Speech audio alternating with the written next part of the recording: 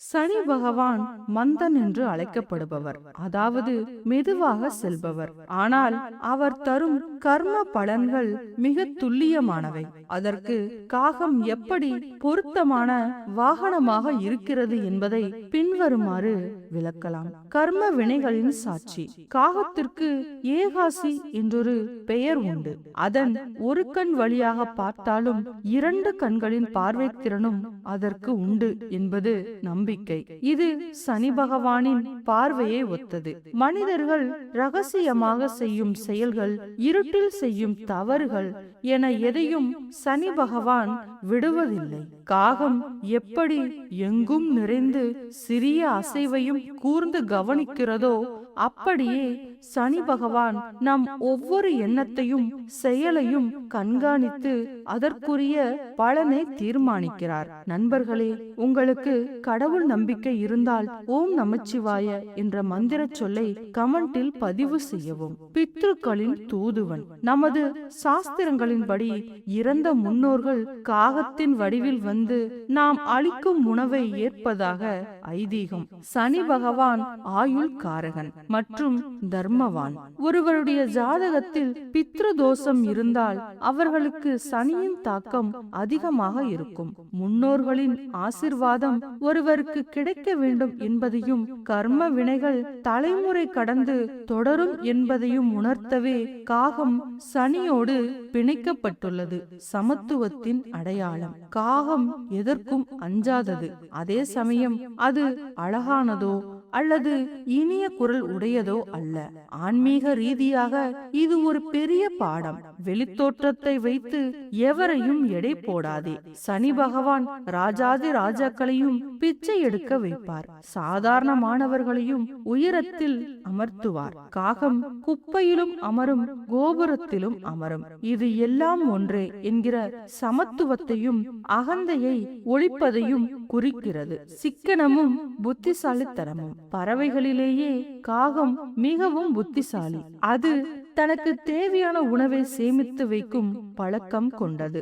சனி பகவான் ஒருவருக்கு கஷ்டங்களை கொடுப்பதே அவரை பக்குவப்படுத்தவும் வீண் விரயங்களை தடுத்து வாழ்க்கையை முறையாக வாழ கற்றுக் கொடுக்கவும் தான். காகத்தின் சுபாவம் இந்த தத்துவத்தோடு ஒத்து போகிறது. பகிர்ந்து உண்ணுதல். கர்மா குறைப்பு. சனி பகவான் கர்ம வினைக்கு அதிபதி.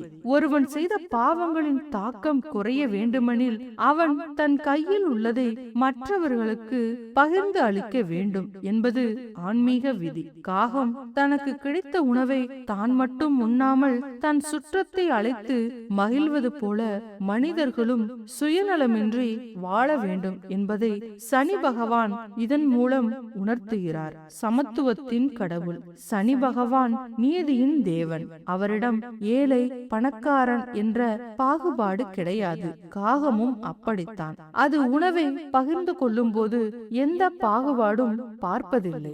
அனைவரும் சமம், அனைவருடனும் பகிர்ந்து வாழ் என்கிற உயர்ந்த நீதியை சனி பகவான் காகத்தின் வாயிலாக நமக்கு காட்டுகிறார். கூடி வாழ்தல். பாதுகாப்பும் பலமும். சனி பகவான் ஒருவரை தனிமைப்படுத்தி சோதிப்பார். உதாரணமாக 7.5 சனி காலம்.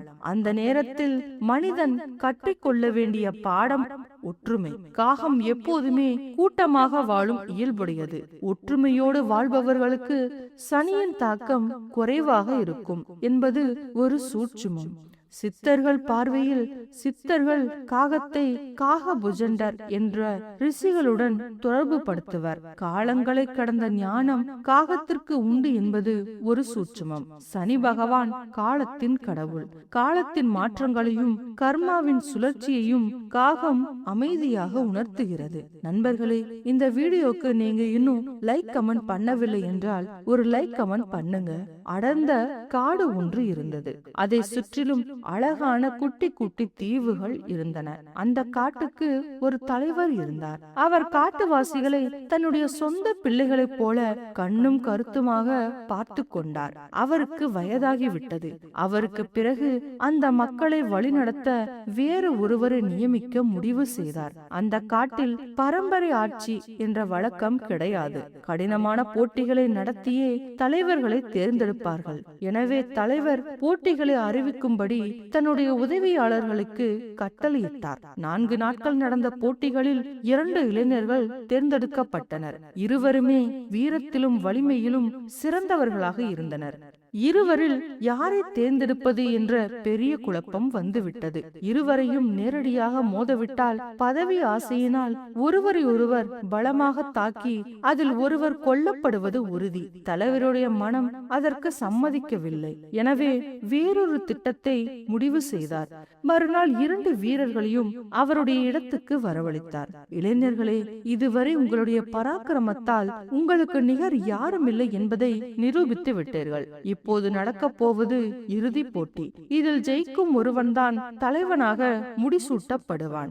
இப்போது உங்கள் இருவருக்கும் சில ஆயுதங்களும் சமையல் பாத்திரங்களும் நம்முடைய உணவு தானியமான சோளம் 1 மூட்டையும் கொடுக்கப்படும். நம்முடைய ஆட்கள் உங்கள் இருவரையும் நம்முடைய காட்டுக்கு அருகில் இருக்கும் வெவ்வேறு தீவுகளில் படகில் கொண்டு போய் விட்டு வந்து விடுவார்கள். நீங்கள் உங்களிடம் இருக்கும் தானியத்தை சமைத்து சாப்பிட்டு அது தீரும் வரை காட்டிலேயே தங்கி இருக்க வேண்டும். தீர்ந்த பிறகு காட்டில் இருக்கும் மஞ்சள் மரத்தின் கிளைகளை ஒடித்து கடற்கரையில் வைத்து கொளுத்துங்கள். அதிலிருந்து வரும் புகையை கண்டவுடனேயே இங்கிருந்து படகை அனுப்பி உங்களை மீட்டுக் கொள்ளுவோம்.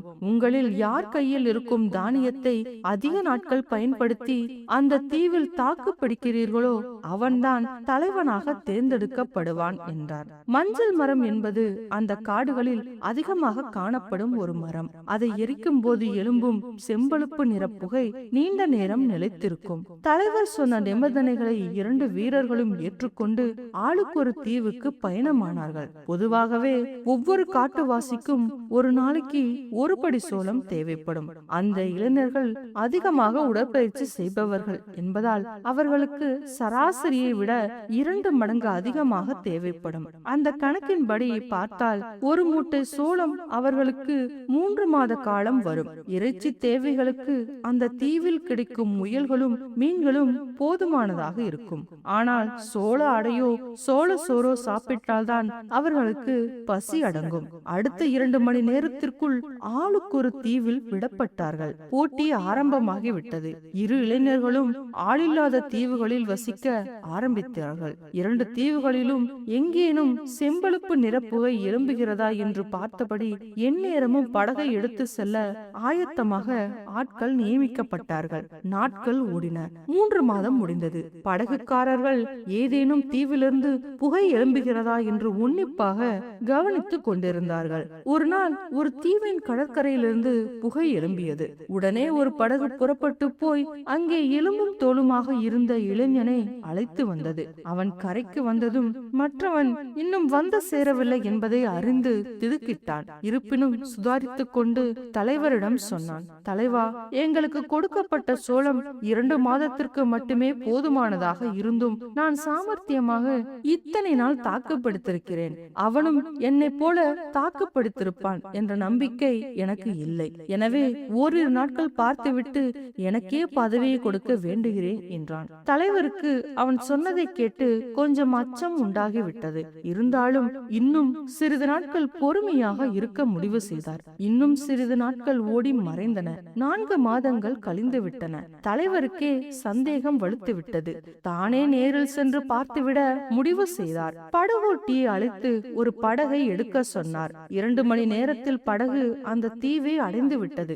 அவனை உயிரோடு காண போகிறோமோ அல்லது துஷ்ட மிருகங்கள் தின்று தீர்த்த எலும்பு கூடாய் பார்க்க போகிறோமோ என்ற அச்சத்தில் அவருக்கு நெஞ்சு படபடுத்தது.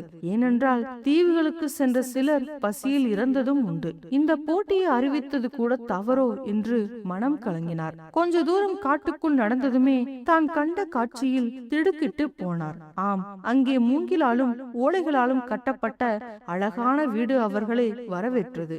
அதிலிருந்து அவர்கள் தேடி வந்த இளைஞன் ஓடி வந்தான். உன்னை விட நல்ல புஷ்டியாக மாறியிருந்தான். தலைவரை வணங்கி வரவேற்றான். உள்ளே வாருங்கள் தலைவா என்று அழைத்து சென்று அமர வைத்தான். உள்ளே ஓடிப்போய் சூடான சோள அடையும் மீனும் மீனும் கொண்டு வந்து கொடுத்தான். தலைவருக்கோ ஒன்றும் புரியவில்லை.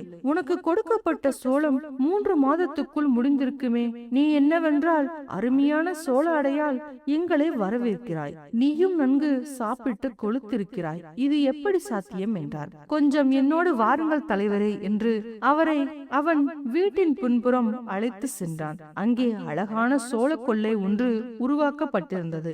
அவன் சொன்னான், தலைவா, நான் வந்த அன்றே எனது தானியத்திலிருந்து ஒரு பங்கை எடுத்து விதைத்து வைத்து விட்டேன். 2 மாதங்களிலேயே அறுவடைக்கு தயாராகிவிட்டது. நான் எந்த கவலையும் இல்லாமல் நிறைவாக சாப்பிட்டேன். இந்த 4 மாதம் மட்டுமல்ல, இன்னும் எத்தனை வருடம் வேண்டுமானாலும் என்னால் இங்கே சந்தோஷமாய் வாழ முடியும் என்றான். தலைவர் அவனை கட்டி அணைத்துக் கொண்டார். நீ தடுமாறி போவாய் என்று எண்ணி இந்த போட்டியை வைத்தேன். நீயோ உன் அறிவாலும் உழைப்பாலும் என்னை திணறடித்து விட்டாய். காட்டுக்கு ஒரு நல்ல தலைவனை கொடுத்த கடவுளுக்கு நன்றி என்றார். கையில் கொடுக்கப்பட்டதை திட்டமிட்டு பெருக்கிக் கொள்ளுகிறவர்களே ஜெயிக்கிறார்கள். அது பொருளாக இருந்தாலும் வாழ்க்கையானாலும் நேரமானாலும் சரியே. ஃப்ரெண்ட்ஸ், இந்த வீடியோ முடிவுல வலது ஓரத்துல வர கட்டத்துல இன்னும் சூப்பரான கதை இருக்கு, அதையும் பாருங்க, நல்லா இருக்கும். ஃப்ரெண்ட்ஸ், இந்த வீடியோ உங்களுக்கு பிடிச்சிருந்ததுன்னா மறக்காம லைக் பண்ணுங்க, கமெண்ட் பண்ணுங்க, ஷேர் பண்ணுங்க. மறக்காம சேனலை சப்ஸ்கிரைப் பண்ணிக்கோங்க. நன்றி.